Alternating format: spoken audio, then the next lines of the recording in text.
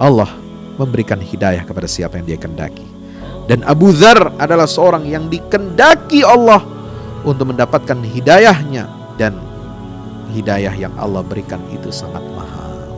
Dari suku yang terkenal membegal, reputasinya buruk dan jahat, dari situlah lahir seorang hamba Allah. Terlahir kembali, reborn. Ini kelahiran kedua. Setelah masuk Islam, mendapatkan cahaya Islam, dia reborn, dia seolah terlahir kembali. Dan proses kelahiran kembalinya Abu Dzar Al-Ghifari ini berasal dari Bani Ghifar. Ini betul-betul menjadi berkah bagi umat Islam.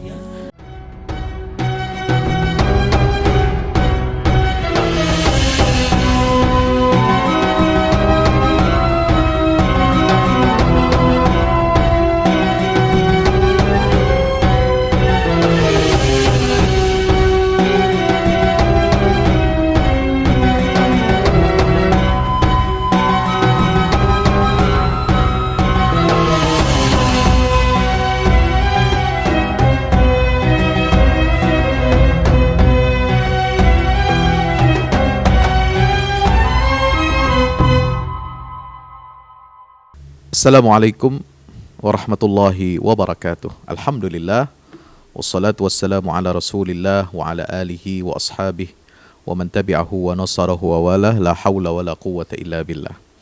Subhanaka la ilma lana illa ma'allamtana innaka antal alimul hakim. Rabbi zidni ilma warzuqni fahma. Alhamdulillah, sahabat muda, sahabat The Golden Age yang dirahmati Allah, kita berjumpa lagi dalam episode terbaru dari The Golden Age, mengenal untuk kita dapat mencintai dan meneladani sahabat Rasulullah SAW. Kali ini tentang seorang sahabat mulia, ya, yang bernama Abu Dzar Al-Ghifari radhiyallahu taala anhu. Siapa itu Abu Dzar? Abu Dzar Al-Ghifari ini sahabat muda, sahabat The Golden Age yang dirahmati Allah Ta'ala. Beliau nama aslinya adalah Jundub bin Junadah. Ya, siapa? Jundub bin Junadah. Jundub bin Junadah ini yang sering kita kenal dengan nama Abu Dzar Al-Ghifari itu, ya, beliau ini masuk Islam sudah sangat cukup lama, ya, termasuk generasi Islam yang pertama. Beliau masuk Islam itu ketika periode Makkah, sebelum Nabi hijrah ke Madinah, ya. Beliau mungkin adalah orang keempat atau orang kelima yang masuk Islam. Subhanallah. Jadi disebutkan di sini dalam biografi beliau yang ditulis oleh Saleh Asy-Syami dalam kitab Mawa'izus Sahabah, disebutkan ini adalah Rabi'u arba'atin au khamisu khamsatin. Ya, beliau ini sahabat orang yang keempat atau orang yang kelima pertama kali masuk Islam. Kemudian beliau kembali pulang ke kampung halamannya, ya, ke tengah-tengah kaumnya. Lalu kemudian hijrah, ya, Rasulullah SAW hijrah ke Madinah. Nah, ketika Nabi hijrah ke Madinah itu, sahabat Abu Dzar Al-Ghifari tidak bersama Rasulullah.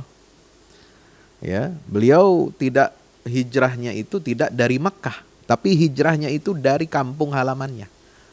Ya, kapan beliau hijrah sampai ke Madinah? Itu dalam catatan riwayah fahajara ba'dal khandaq. Ya, sahabat Abu Dzar Al-Ghifari hijrah ke Madinah menyusul Rasulullah sallallahu alaihi wasallam itu setelah perang Ahzab. Artinya setelah tahun ke-5 Hijriah.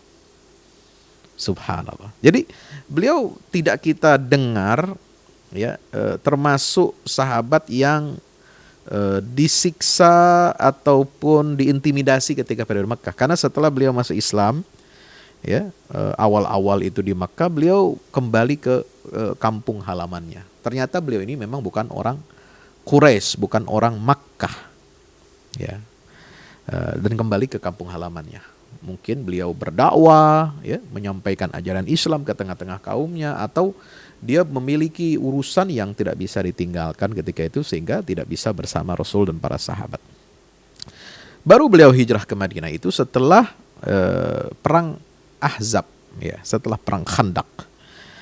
Nah, setelah perang Khandaq beliau hijrah ke Madinah, disitulah beliau terus-menerus membersamai Rasulullah Shallallahu Alaihi Wasallam, baik ketika Nabi, ya, tinggal bermukim di Madinah ataupun ketika beliau bepergian melakukan safar. Beliau selalu ikut Rasulullah SAW.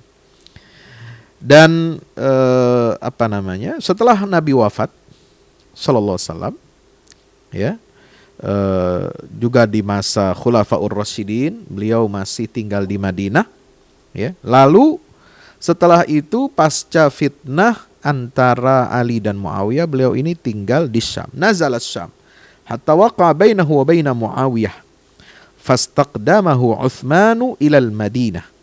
Ya. Di masa setelah Rasulullah wafat, beliau ini tinggal di negeri Syam.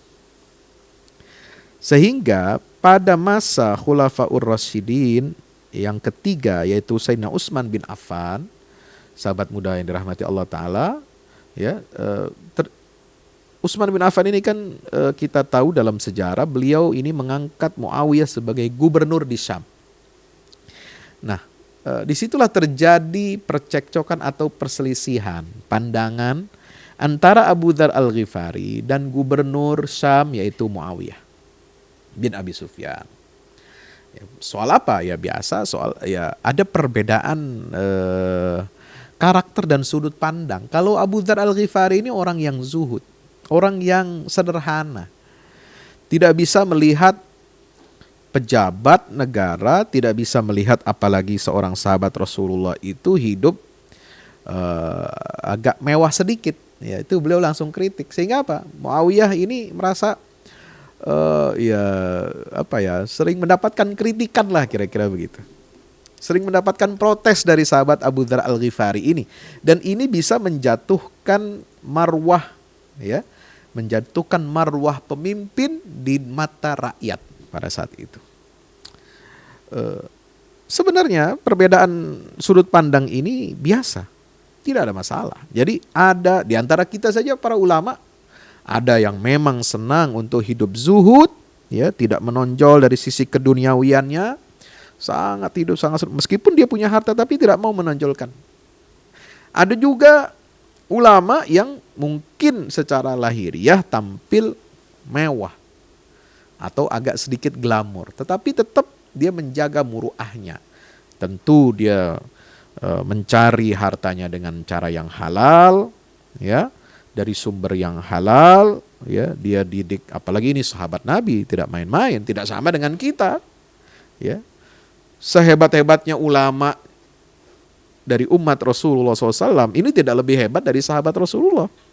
Karena sahabat Nabi ini, ya, hidup bersama Rasulullah, melihat langsung Rasulullah, menerima ajarannya, beriman, ya, kepada ajaran Rasulullah, dididik langsung oleh Rasulullah, dan mereka mati dalam keadaan beriman kepada Allah dan Rasulnya SAW. Dan mereka ini dididik mendapatkan pujian dari Allah Subhanahu wa Ta'ala. Apalagi Muawiyah bin Abi Sufyan ini dikenal sebagai salah seorang, ya, penulis atau penulis Al-Quran, ya, sekretaris Rasulullah SAW, sekretaris wahyu yang terkemuka dia, karena beliau ini pandai menulis, ya, di antara para sahabat yang lainnya, ya. Artinya apa? Ini perbedaan sudut pandang biasa. Ya, ada ulama sekarang aja kan begitu. Ada ulama yang kelihatannya mewah, ada ulama yang nggak mau tampil mewah padahal dia punya harta. Ya, ini soal cara dan rasa. Ya. Nah, ini perbedaan biasa di antara para sahabat Rasulullah SAW. Abu Dzar menginginkan pemimpin, pejabat negara, penyelenggara negara jangan tampil mewah, meskipun dengan harta yang dia miliki didapat dari cara yang dari sumber dan cara-cara yang halal. Ya. Kenapa? Karena cinta, khawatir kita terjebak jatuh kepada penyakit cinta dunia.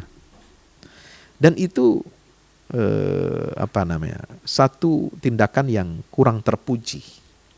Tetapi di sisi lain Muawiyah termasuk juga Khalifah Utsman bin Affan memandang bahwa nikmat dunia itu adalah karunia dari Allah. Ya, uhilla lahumut thayyibat. Ya. Lima tuharrimu ma ahallallahu lak. Kita tidak boleh la tuharrimu thayyibati ma ya razaqnakum. Jangan kita mengharamkan apa yang telah diberikan oleh Allah berupa harta-harta yang baik-baik. Dan menampilkan kenikmatan harta itu bisa termasuk menjadi bab masuk ke dalam bab tahadduts bin ni'mah wa amma bi ni'mati rabbika fahaddits. Ya. Jadi salah satu cara mensyukuri nikmat Allah adalah dengan tahadduts bin ni'mah. Supaya kita ini pandai bersyukur kepada Allah Ta'ala, ya. Supaya kita dengan memperlihatkan nikmat Allah itu lalu kemudian kita ini semakin tawadhu, ya, membuat orang lain bersyukur atas nikmat termasuk orang yang mendapatkan nikmat itu. Nah, ini perbedaan sudut pandang saja sebenarnya. Nah, tetapi Muawiyah cukup kerepotan mendapatkan kritik-kritik tajam dari sahabat Abu Dzar Al-Ghifari. Ya, sehingga Khalifah Utsman pada saat itu fastaqdamahu Utsman ilal Madinah, dipanggil. Diminta supaya Abu Dzar ini tinggal saja di Madinah. Ya, tidak tinggal di Syam. Tsumma nazala Rabadah wa mata biha sanata 32 radhiyallahu anhu. Kemudian setelah beliau diminta untuk tinggal di Madinah, beliau memilih untuk tinggal di mana? Rabadah. Suatu wilayah perkampungan yang terkucil atau yang tidak banyak dihuni oleh orang. Itu namanya satu kampung Rabadah itu di luar Madinah, perbatasan Madinah, ya. Dan beliau wafat di sana pada tahun 32 Hijriyah. Artinya sebelum ada terjadi fitnah di masa Khalifah Ali bin Abi Thalib radhiyallahu taala anhu, yaitu masih di masa Utsman bin Affan. Sahabat muda, sahabat The Golden Age yang dirahmati Allah Subhanahu wa taala. Itulah sahabat Abu Dzar Al-Ghifari. Ya, seorang sahabat yang mulia, yang memiliki keistimewaan, yang kata Rasulullah SAW itu, beliau ini adalah termasuk orang yang disayang oleh Rasulullah, ya, karena sifat zuhudnya. Dan beliau tidak cocok untuk memang untuk menerima suatu amanah jabatan. Itu Nabi sudah mengakuinya. Ya, Abu Dzar Al-Ghifari ini, subhanallah, beliau dalam riwayat, ya, datang ke kota Mekkah dengan memancarkan rona kegembiraan. Ini kisah awal beliau ini masuk Islam, ya. Abu Dzar masuk Mekkah dalam keadaan menyamar, seolah-olah dia adalah bagian dari kaum musyrikin, seolah-olah dia menyembah berhala-berhala yang ada di Ka'bah itu, atau berpura-pura seperti seorang musafir yang tersesat arah. Untuk apa? Untuk singgah sebentar, istirahat dan mengisi perbekalan. Padahal Abu Dzar Al-Ghifari ini yang bernama Jundub bin Junadah itu, beliau sengaja datang jauh-jauh dari kampungnya di luar Makkah, ya, ratusan kilometer dari Makkah. Beliau sengaja datang ke Makkah untuk mencari sosok Nabi Muhammad SAW yang beliau dengar ini adalah Nabi akhir zaman yang muncul di tengah bangsa Quraisy di Mekkah, berasal dari keluarga terpandang, dari keluarga Bani Hashim, Bani Abdil, cucu dari Abdul Muttalib, pemegang kunci Ka'bah. Subhanallah.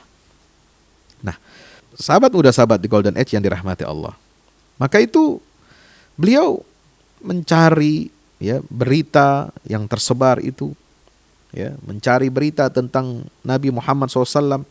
Dan beliau berhati-hati mencari petunjuk bagaimana caranya mendapatkan informasi, ya, untuk bisa berjumpa dan bertemu langsung dengan Rasulullah SAW. Nah, pada satu hari, ya, beliau akhirnya sampai ke tempat di mana Rasulullah SAW berada. Saat Rasulullah tengah duduk sendirian, ya, eh, Abu Dzar langsung menghampiri setelah mendapatkan informasi bahwa itu adalah sosok Muhammad yang menyatakan diri sebagai nabi, maka beliau langsung segera mendekatinya sambil mengatakan, "Selamat pagi wahai saudara sebangsaku."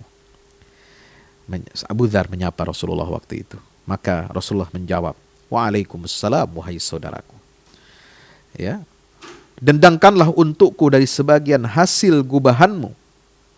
Ya, kata Abu Dzar Al-Ghifari. Ya, maksudnya beliau ini ngetes apakah Rasulullah ini penyair, ahli sastra, atau memang dia ini nabi. Apa jawab Rasulullah? Balas Rasulullah Muhammad SAW, "Ini bukan syair, sehingga aku dendangkan untukmu. Ini adalah bacaan Quran yang mulia." Lalu Rasulullah membacakan Al-Quran, sementara Abu Dzar mendengarkannya dengan khusyuk. Tidak lama, Abu Dzar kemudian berucap suatu ucapan yang menjadi tanda ikatan perjanjian yang berat antara seorang hamba dengan Rabbnya, penciptanya Jalla Jalaluh. Satu ikatan perjanjian yang sangat berat itu diungkapkan oleh Allah dalam Al-Quran sebagai mitsaqan, wa idh akhadna minan nabiyyina mitsaqahum wa minka wa min Nuh la tu'minunna bihi wa la tansurunnah. Nah, itu. Jadi seluruh nabi dan rasul sebelum Muhammad SAW, mereka telah diminta oleh Allah Subhanahu wa taala untuk diambil sumpah dan janji setianya. Yang disebut dengan mitsaq, ikatan janji yang berat. Apakah kalian akan beriman dengan Rasul akhir zaman ini? Apakah kalian akan bersedia untuk menolongnya?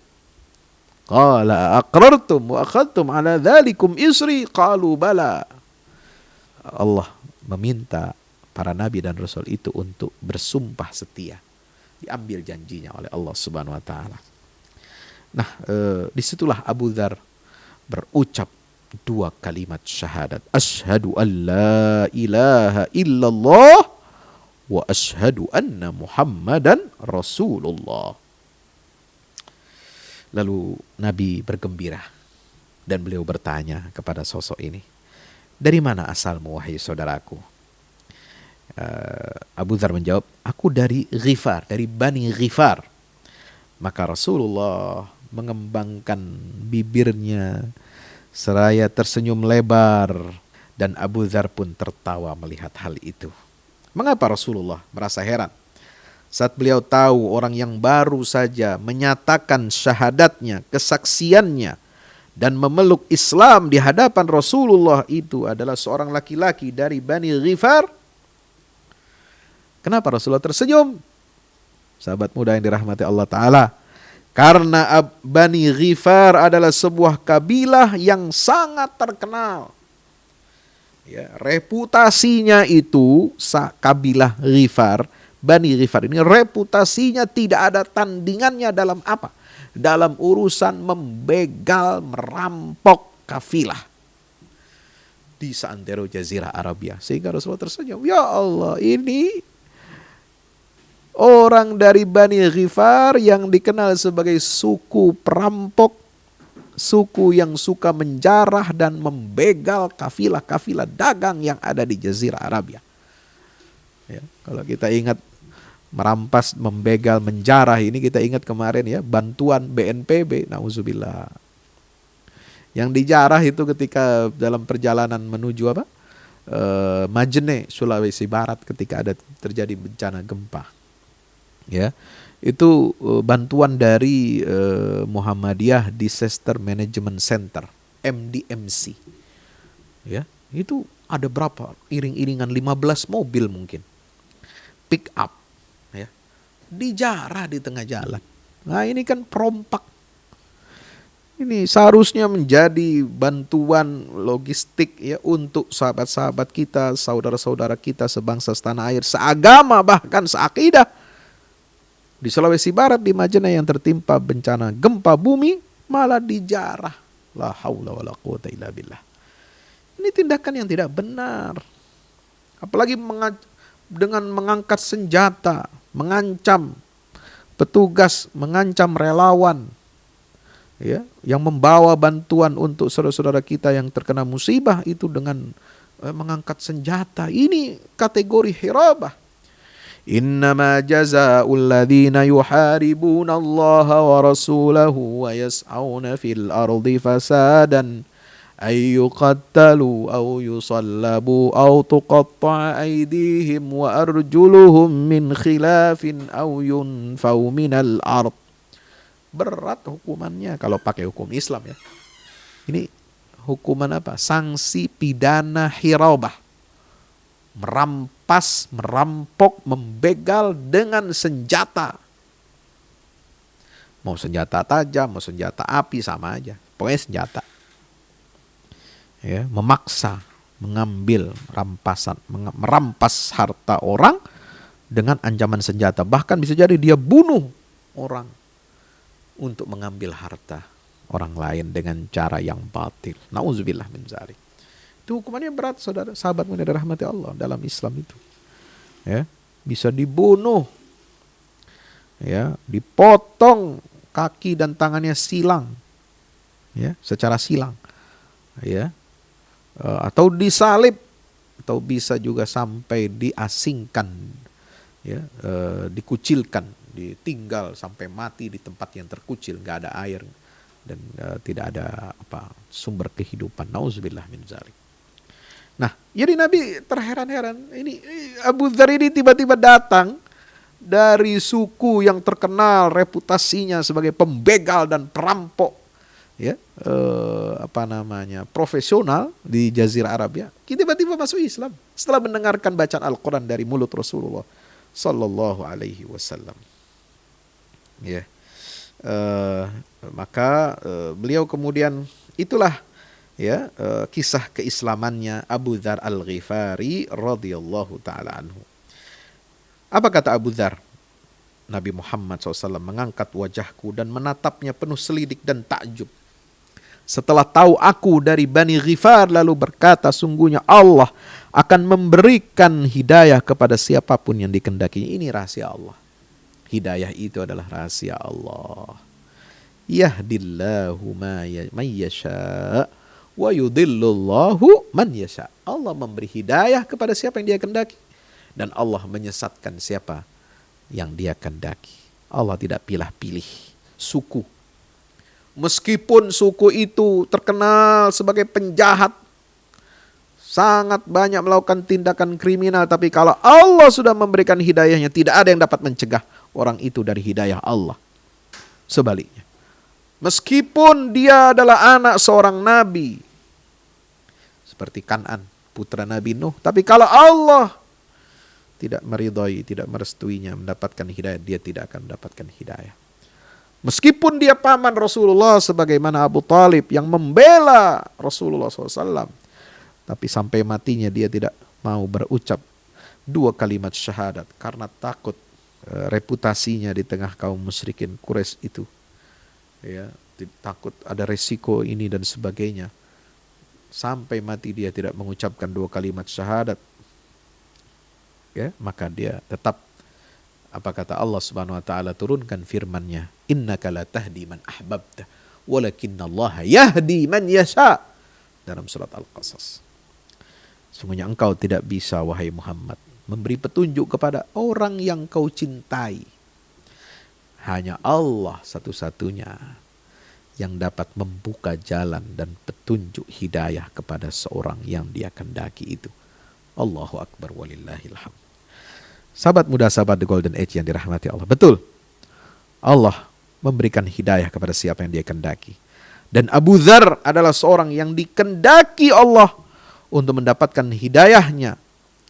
Dan hidayah yang Allah berikan itu sangat mahal.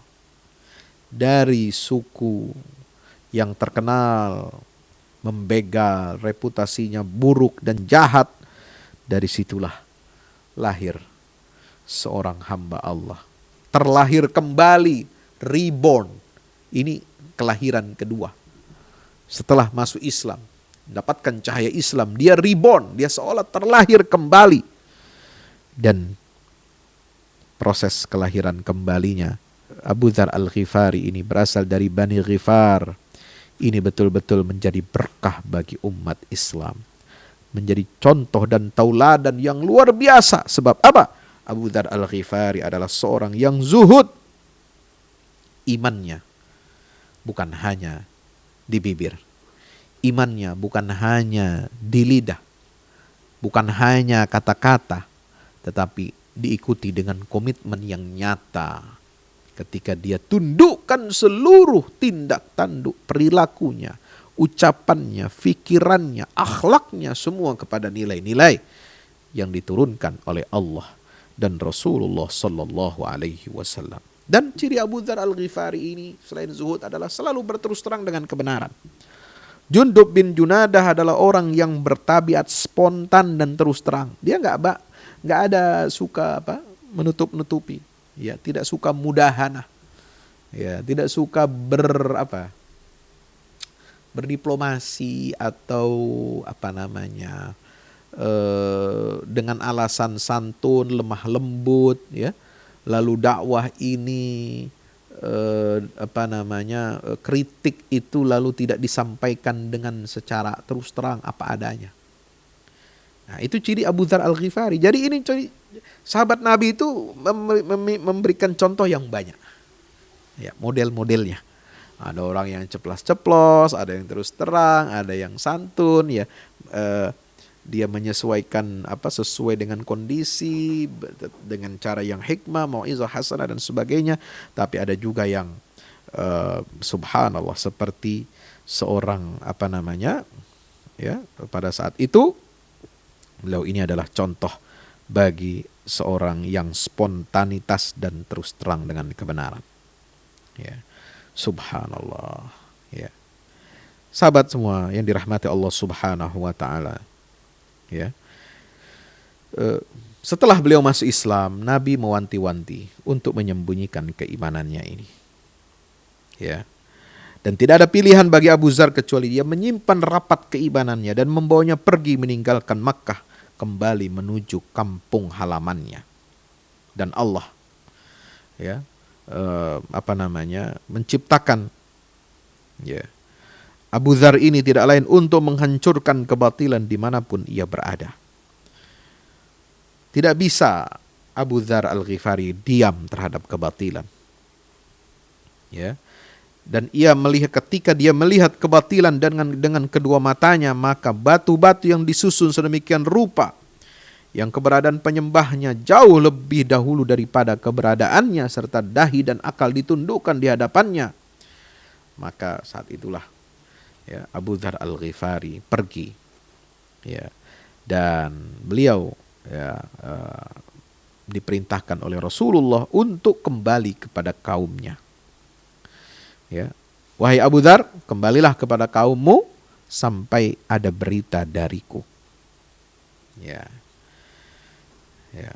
Sahabat muda, sahabat The Golden Age yang dirahmati Allah Subhanahu wa Ta'ala. Abu Dzar Al-Ghifari ini memang orang yang agak keras kepala. Beliau malah setelah disuruh pulang, suruh menyimpan keimanannya rapat-rapat. Abu Dzar malah berkata, aku tidak akan pergi sebelum aku teriakkan Islam di mana? Di Masjidil Haram. Subhanallah. Dan dia lakukan apa yang dia tekadkan itu. Dia berteriak dengan sekuat tenaga, asyhadu an la ilaha illallah wa asyhadu anna Muhammadan Rasulullah. Inilah teriakan pertama yang menantang kesombongan kaum Quraisy serta menggetarkan pendengaran mereka. Apalagi orang yang berteriak lantang ini, dengan mendemonstrasikan dua kalimat syahadat ini adalah orang asing yang bukan dari suku Quraisy di Makkah. Dia lakukan itu, dia teriakkan itu di tengah Masjidil Haram, di pelataran Ka'bah yang saat itu masih dipenuhi dengan berhala-berhala sesembahan kaum Quraisy. Subhanallah. Nah, sehingga apa? Ini tentu mengundang kemarahan kaum Quraisy. Mereka merasa harga diri Quraisy ini diinjak-injak. berani-beraninya ada orang asing berteriak mengucapkan 2 kalimat syahadat itu secara lantang di hadapan, ya, atau di tengah-tengah apa itu berhala-berhala yang mereka sembah ini, sehingga ya kaum musyrikin mengepung Abu Dzar, ya, dan memukulinya sampai dia pingsan jatuh terkapar. Sehingga berita ini sampai kepada Abbas bin Abdul Muttalib, pamanda Rasulullah SAW.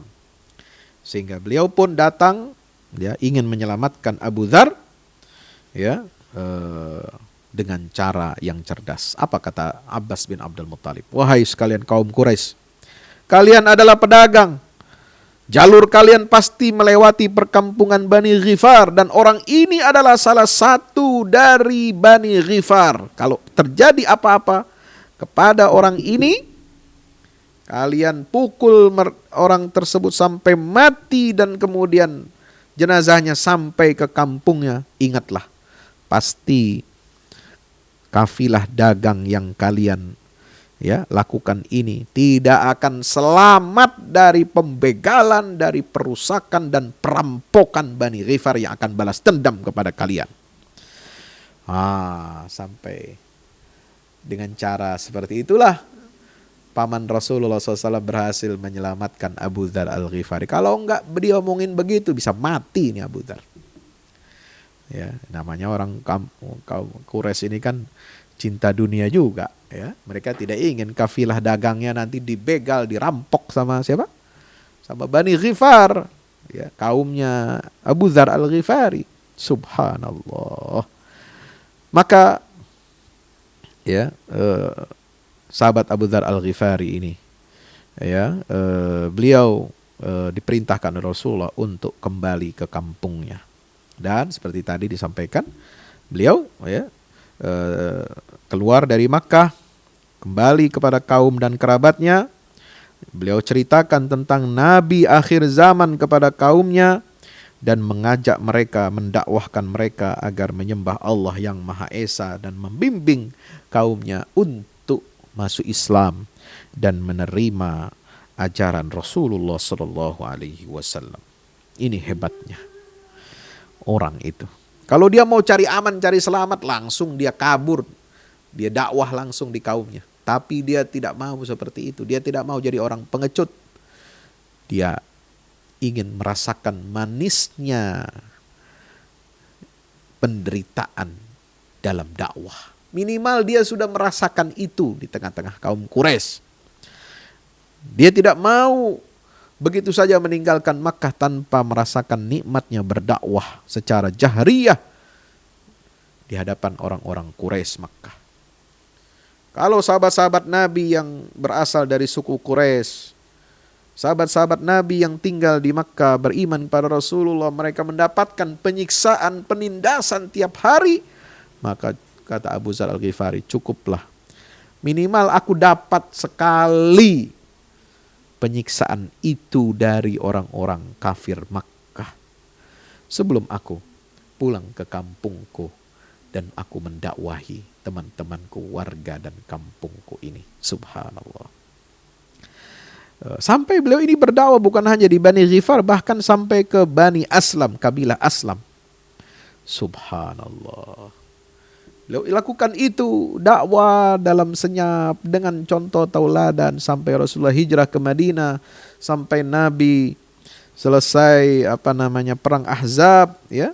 Lalu beliau kemudian, ya, mendapatkan izin dari Rasulullah untuk hijrah ke Madinah. Subhanallah. Sahabat muda, sahabat The Golden Age yang dirahmati Allah Subhanahu wa taala. Akhlak Abu Dzar Al-Ghifari ini adalah akhlak yang jujur, akhlak yang zuhud. Dan senantiasa beliau ini mengikuti pesan Rasulullah sallallahu alaihi wasallam. Ya, dalam sabda Nabi SAW, Rasulullah pernah, ya, memuji akhlaknya Abu Dzar Al-Ghifari ini. Apa kata Rasulullah SAW? Dalam hadis yang diriwayatkan oleh Ibnu Majah dari Abdullah bin Amr ibn al-As, ya, dalam Sahih atau Sunan Ibnu Majah, Rasulullah bersabda, tidak akan pernah lagi dijumpai di seluruh dunia ini orang yang lebih jujur ucapannya daripada Abu Dzar Al-Ghifari. Subhanallah. Ya. Dan karena kemuliaan Abu Dzar sebagai pendakwah di kampungnya di Bani Ghifar, maka Nabi menyatakan kabilah Ghifar telah mendapatkan ampunan dari Allah dan Allah Al-Ghaffar. Dan kabilah Aslam telah mendapatkan keselamatan dari Allah, salam dari Allah Subhanahu wa taala. Kenapa? Karena sosok Abu Dzar sang pendakwah hebat ini. Dia mengislamkan Bani Ghifar dan Bani Aslam. Sehingga Bani Ghifar mendapatkan ampunan Allah, maghfirah Allah sesuai dengan kosakata Ghifar, ghafara yaghfiru. Dan Bani Aslam mendapatkan keselamatan, kesejahteraan dari Allah sebagaimana akar kata dari aslama yuslimu, Bani Aslam sama dengan kalimat Islam itu sendiri. Subhanallah. Itu doa Rasulullah sallallahu alaihi wasallam yang diriwayatkan oleh Imam Bukhari dan Imam Muslim. Sahabat muda, sahabat The Golden Age yang dirahmati Allah. Beliau hidup dengan jujur. Hidup dengan kejujuran yang teruji lahir batin. Jujur batinnya, jujur lahirnya, jujur keyakinannya, jujur pula perkataannya. Subhanallah. Ya. Ini yang tidak ada tandingannya. Dan Rasulullah melihat dengan mata batinnya yang tajam. Yang mana pandangan Rasulullah ini menembus batas-batas gaib. Menyingkap misteri yang jauh mengenai keletihan dan penderitaan yang akan dilalui oleh Abu Dzar Al-Ghifari disebabkan kekerasan dan kejujurannya. Dan beliau berpesan kepada Abu Dzar Al-Ghifari untuk sabar dan menempuh hidup ya senantiasa memaafkan, toleran ya sebagai jalan hidupnya. Maka Nabi SAW berpesan, pernah mengajukan pertanyaan kepada Abu Dzar Al-Ghifari, ya Abu Dzar, wahai Abu Dzar, bagaimana pendapatmu bila engkau menjumpai para pembesar yang mengambil fai untuk diri mereka pribadi? Ya, Abu Dzar menjawab, demi Allah yang telah mengutus engkau wahai Rasulullah dengan kebenaran, fawalladzi ba'atsaka bil haqq, aku akan tebas mereka dengan pedangku. Rasulullah bersabda, maukah engkau aku beri jalan yang lebih baik daripada itu? Kata Rasulullah SAW. Ya, mendengar jawaban tegas dari Abu Dzar Al-Ghifari, dia akan melawan dan menentang setiap pemimpin yang curang dan zalim, korup. Pemimpin yang korup dia akan tebas dengan pedangnya, kata Abu Dzar Al-Ghifari. Kata Nabi, bagaimana? Maukah engkau aku beri jalan yang lebih baik daripada itu? Jangan kau gunakan pedangmu itu untuk menebas. Karena khawatir nanti ada tudingan, oh Islam ini garis keras. Abu Dzar Al-Ghifari ini radikal, ekstremis, garis keras. Apa nasihat Rasulullah SAW? Bersabarlah sampai engkau menemui aku. Nah, jadi sabar. Nah, ini akhlaknya Rasulullah. Ya, diriwayatkan oleh Abu Daud ya, dalam Sunan Abu Daud ya, dari sahabat Abu Dzar Al-Ghifari. Subhanallah. Sahabat muda yang dimuliakan oleh Allah Subhanahu wa taala. Abu Dzar bukan orang yang suka hidup bermewah-mewahan, ya, tidak punya ambisi-ambisi pribadi, dan mari kita dengarkan nasihat mau'izahnya Abu Dzar Al-Ghifari. Sudah berapa menit ini? Abu Dzar Al-Ghifari ya di sini pernah menyatakan apa? Beliau pernah berdiri di sisi Ka'bah. Ini diceritakan oleh seorang tabi'in yaitu Sufyan Ats-Tsauri. Abu Dzar Al-Ghifari berdiri di sisi Ka'bah. Lalu beliau berkata, ayyuhan nas, ana Jundub Al-Ghifari, halummu ilal akh an-nasih asy-syafiq. Wahai manusia, aku ini adalah Jundub Al-Ghifari, Jundub bin Junadah Al-Ghifari. Mari, sini, datanglah kepada sahabat saudaramu ini yang memberikan nasihat dan yang memberikan kasih sayangnya. Faktanafahun nas, lalu dia diselubungi, dikerubungi oleh manusia. Faqala ara'aitum law anna ahadakum arada safaran. Bagaimana pendapat kalian jika seorang dari kalian ingin pergi? Alaysa yattakhidhu minaz zadi ma yuslihuhu wa yublighuhu? Tidakkah orang itu akan mengambil bekal yang dapat memberikan kebaikan dan menyampaikan dia kepada tujuannya dari perjalanan itu? Bala. Orang-orang semua menjawab, betul wahai Abu Dzar. Qala fa inna safara tariqil qiyamati ab'adu ma turidun. Ketahuilah ya, perjalanan menuju hari kiamat itu adalah perjalanan yang panjang dan lebih jauh dari apa yang kalian inginkan, yang kalian harapkan. Fakhudhu ma yuslihukum, maka ambil bekal yang dapat membuat kebaikan untuk kalian. Wa ma yuslihuna, apa jawaban manusia itu? Apa bekal yang harus kita ambil wahai Abu Dzar sehingga kita ini bisa menjadi orang baik? Hujju hujjatan li'azaimil umur. Ya. Hujju hajjatan li'azaimil umur wasumu yawman syadidan harruhu litulin nusyur wasallu rak'ataini fi sawadil laili liwahsyatil kubur. Pesan Abu Dzar Al-Ghifari untuk menjadi bekal kita menuju hari kiamat itu apa? Pergi hajilah kalian. Sebagaimana hajinya seseorang yang merasa ketika dia berhaji itu, dia memikul perkara-perkara yang besar. Puasalah kalian pada hari yang sangat panas teriknya untuk persiapan kalian akan berdiri panjang di padang mahsyar nanti ketika bangkit dari alam kubur. Dan sholatlah kalian 2 rakaat di tengah keheningan malam, di tengah kegelapan malam. Untuk apa? Untuk kalian merasakan bagaimana sepinya alam kubur itu. Allahu Akbar. Kalimatul khairin taquluha au kalimatu syarrin taskutu anha liwuqufi yaumin azim. Ingat ya, kalimat, kalau kalian ingin mengatakan sesuatu, katakanlah kalimat, ucapkan kalimat yang baik-baik. Atau kalau kalian ingin mengucapkan kalimat yang buruk, maka diamlah, itu lebih baik. Kenapa? Supaya kalian selamat pada hari nanti kalian akan bangkit di hari hisab yang sangat besar itu. Tasaddaq bimalika, bersedekahlah kamu dengan hartamu.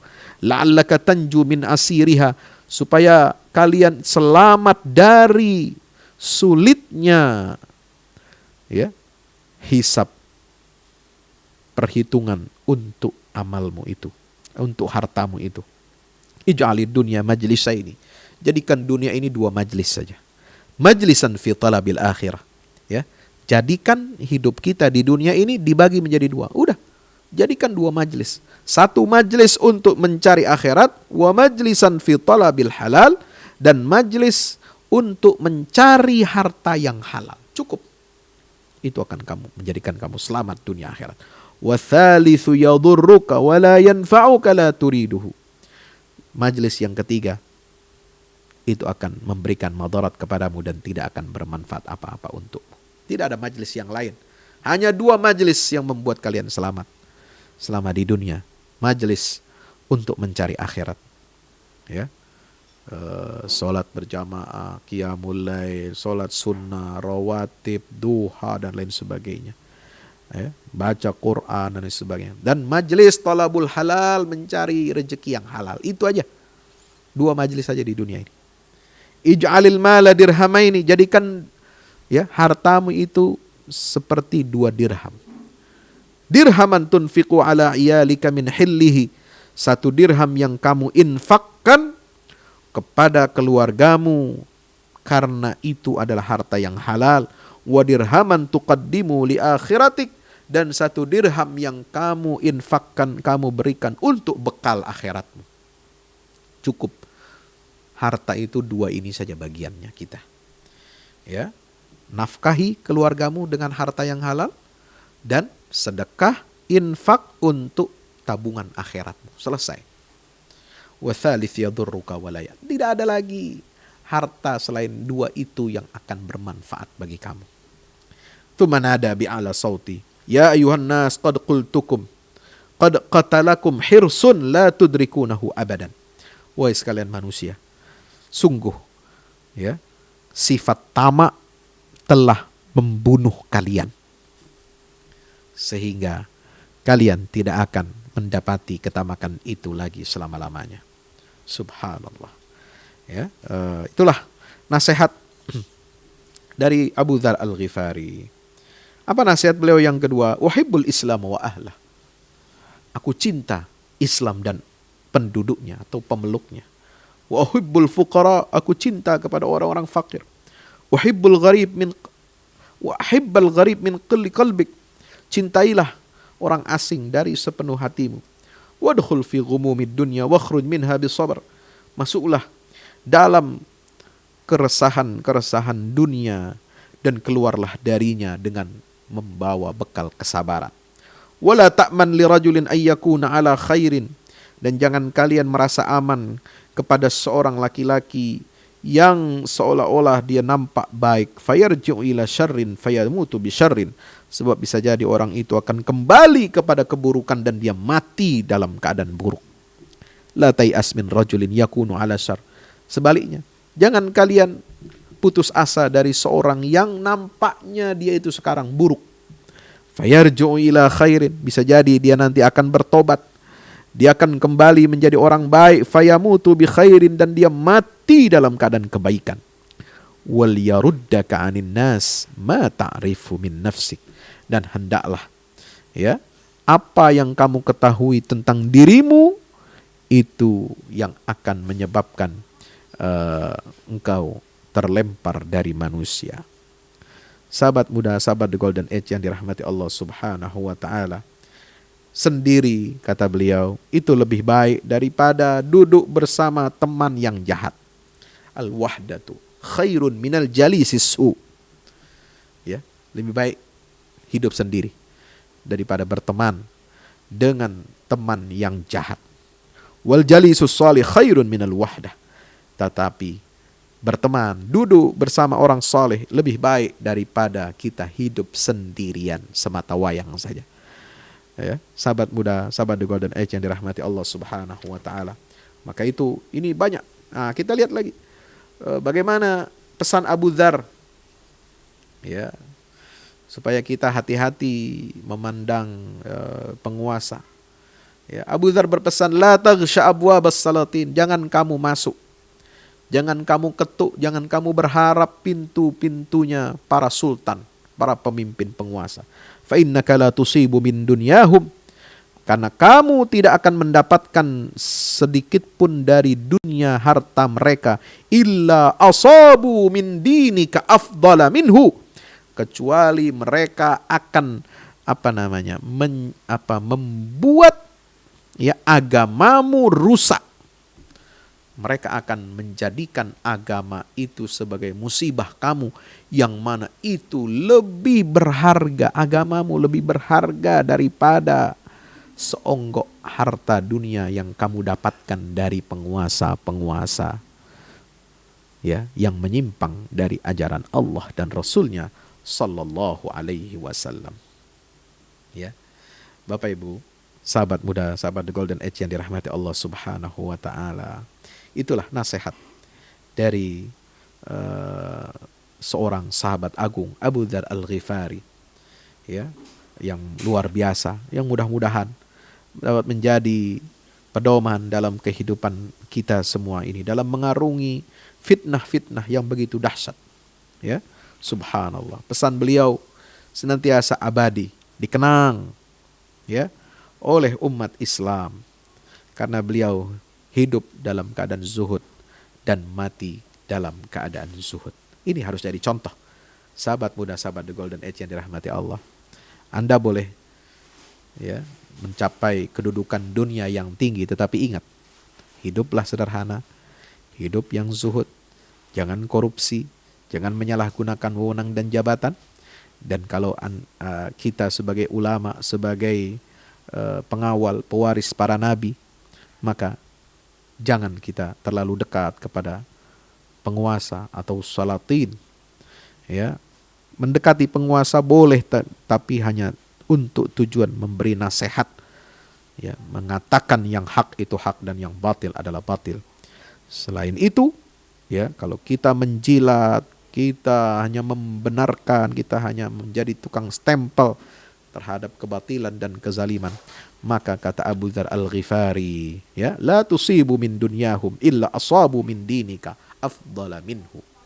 Mereka hanya akan lebih banyak merugikan agama kita daripada harta yang sedikit yang kita dapat dari mereka itu. Nauzubillah min zalik. Mudah-mudahan bermanfaat. Wassalamualaikum warahmatullahi wabarakatuh.